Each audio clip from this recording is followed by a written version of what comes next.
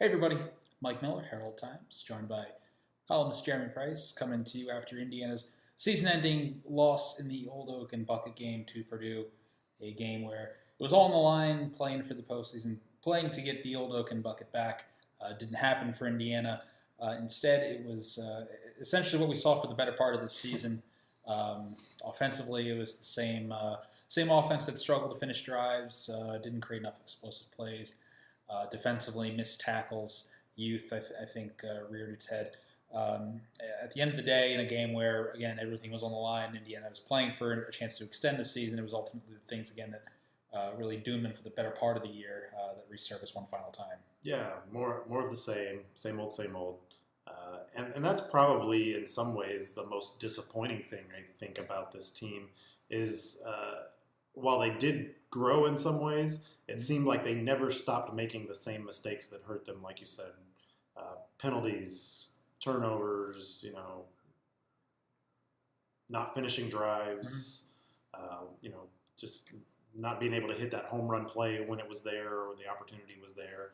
And ultimately, that was the difference today. Was Purdue made more of their chances than Indiana made of theirs, because Indiana had plenty of chances. I think they only went 3 and out maybe once today, and all but maybe a couple drives actually got into Purdue territory at some point. They just kept dying on the edge of field goal range, which, Logan Justice has been really good this year.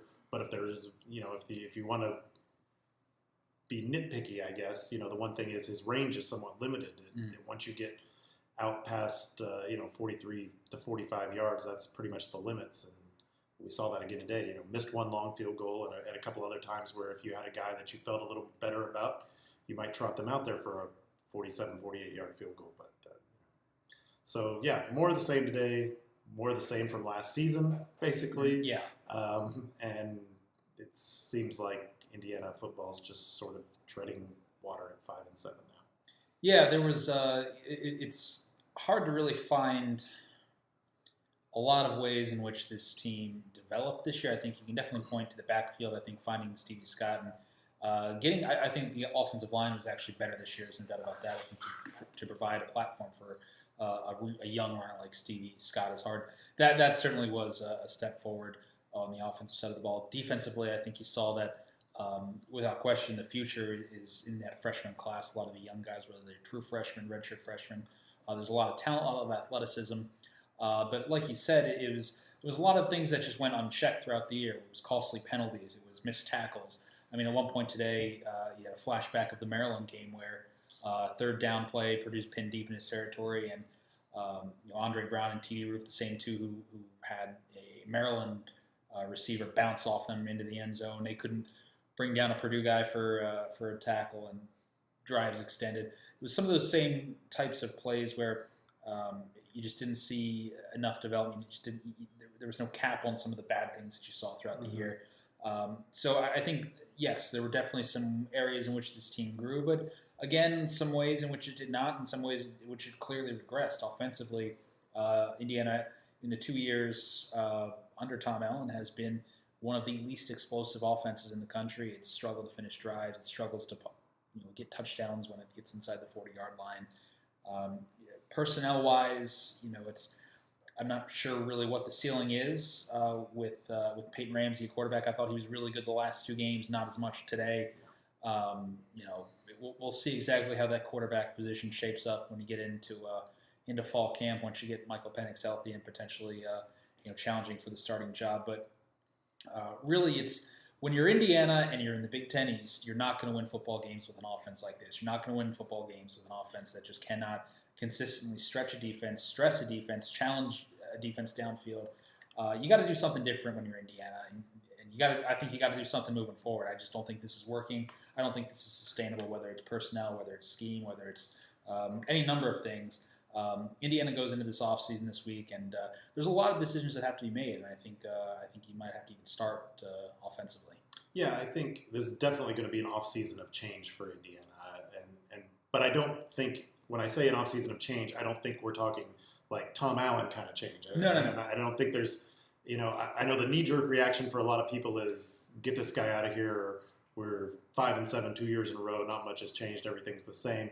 But I think that you see some of the guys he's been able to bring in recruiting wise and what he's trying to build there.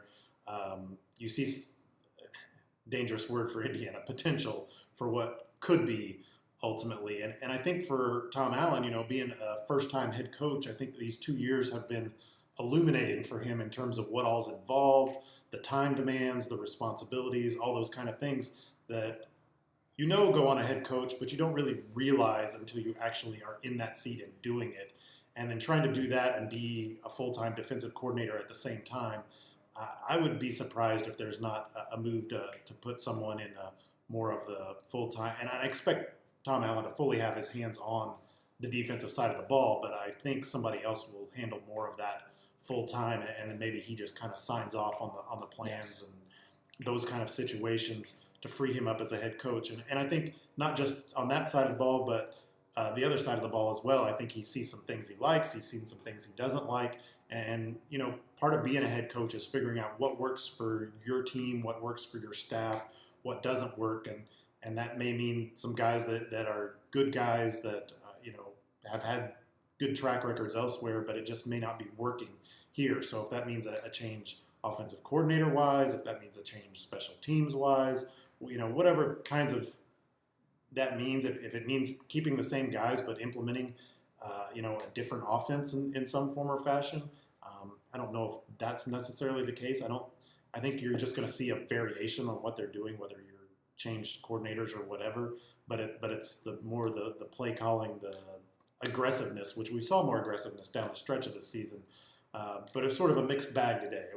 It seemed like sometimes when the opportunities were there, they didn't go, and then when they did go, the opportunity wasn't there as much. And we've talked about this before. How much of it is on the play calling? How much of it is on the guys on the field executing the plays? How much of it is the quarterback having the responsibility to be willing to take those shots? Those kind of things. So I think that's all part of the mix for this team. And obviously, what you hope is that you get a healthy Michael Penix back. Gives you some options at quarterback. Obviously, I know they're going to want to recruit another quarterback in as a freshman for next year, a guy that hopefully you can sit down there, redshirt for a year, and have ready to be kind of the next guy in line. And they've got to build some depth that way, and they've got to build some depth at a lot of positions that way. And running back, hopefully, again, getting healthy will help build some depth at running back. But what they've got to find are playmakers, difference makers, like Purdue had Rondell Moore. Clear difference maker today. I mean, he was the best player on the field, no doubt. And with Whop Philyor sidelined basically the last half of this season with injury, I mean, he was kind of the one dynamic playmaker that Indiana had, and he was sat down. And on top of that, you had, your quarterback who's the more aggressive downfield thrower in Penix. First of all, limited in terms of playing time. Secondly, he gets hurt and isn't available down the stretch of the season. So. Yeah. From a lot of standpoints, I think that's the biggest challenge for Indiana this offseason. Got to make some changes, got to find some playmakers in some form or fashion. You do, and with that, I think you got to get creative. You got to. I think there just needs to be an evaluation of the whole approach, whether that's scheme, whether that's just the approach to using personnel. I think there's been some clamoring for Reese Taylor, and rightfully so, especially when you're watching Rondale Moore do the things he's able to do. I'm not sure they're exactly the same players, but no. I understand why folks would want to see more Reese Taylor. I do think that from the coaching point of view, I think that they are in some ways trying to protect who would ultimately be your backup quarterback, but at the same time, you're in a do-or-die game. It really felt like today, whether it was just on one end you had the lack of execution, the lack of some of those explosive plays like you mentioned. But it also felt like if you came into this, if this was really your best shot at Purdue, that you gave your best shot here, well, I mean, it seemed like there was it seemed like they may have left some stuff in the bag. It just seemed like, is this really all you got in that playbook to win a game like this? I mean, it's do or die, back up against the wall, and this is what you got.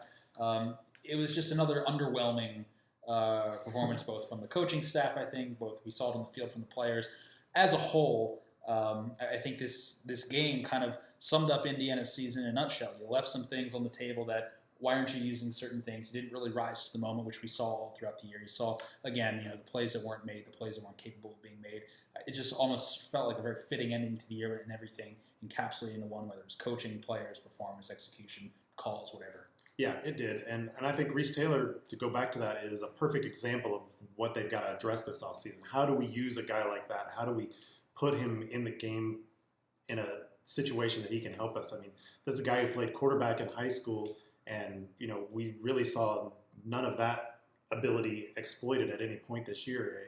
There's wildcat formations you can use. There's obviously the situations where you bring him as a wide receiver. Maybe you bring him in motion. Maybe you split out you've seen other teams where they split out the quarterback and bring a guy like that in to take the snap or something like that. You've obviously got double passes and end rounds and halfback options. And I mean, there are tons of things you can run with a guy like that can put some additional stress points on a defense. And it seemed like they never could quite get comfortable, as much as you thought there was possibility for that after even that first game at FIU, with some of the runs, the end rounds, jet sweeps, those kind of things. You thought, well, the possibilities are unlimited here, but it just seemed to never really get on the rails, I guess is where we should say with that. And so, that's just another example of where things have got to change and got to figure out how to optimize this team's potential. Yeah, I think to wrap things up here shortly, again, I don't think things are hopeless. I think things are certainly frustrating. I can understand from the fan point of view. 5-7, 2 years where you've left so many opportunities on the table, so many opportunities to make plays and win games, and gosh, you see some of the fourth quarter teases this team has put together, including today, even scoring late.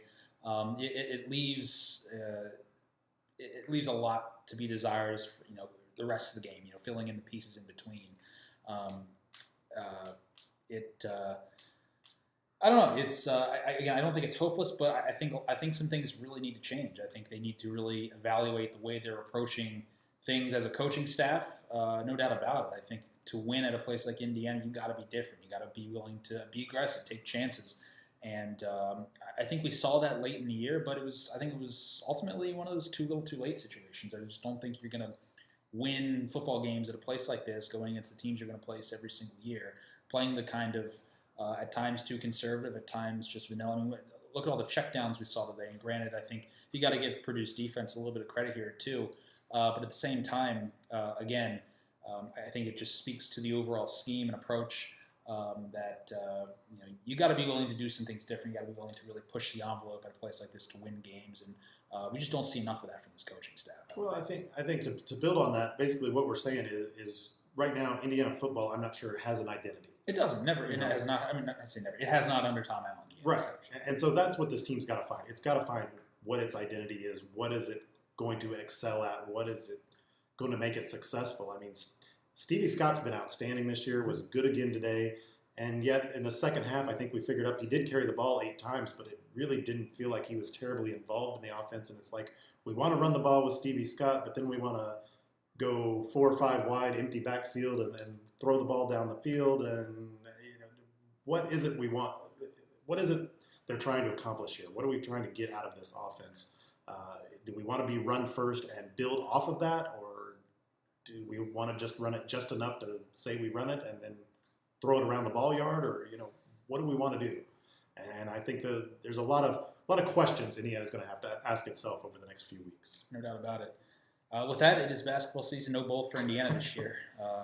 A 28-21 Purdue victory here in the old Oaken Bucket game. The bucket goes back to West Lafayette for the second straight year. Indiana talked all week about how much it wanted that bucket back. Ultimately, didn't do enough to bring it back to Bloomington. Didn't do enough to earn it. So they will wait another year, another 12 months to get that one back. So on the spring practice. Well, let's not get ahead of ourselves. I'm sure there will be other things to follow for this football team in the coming weeks, months, what have you. So stay tuned. Otherwise, more of the same here today in this 28-21 Indiana loss to end the season. See ya.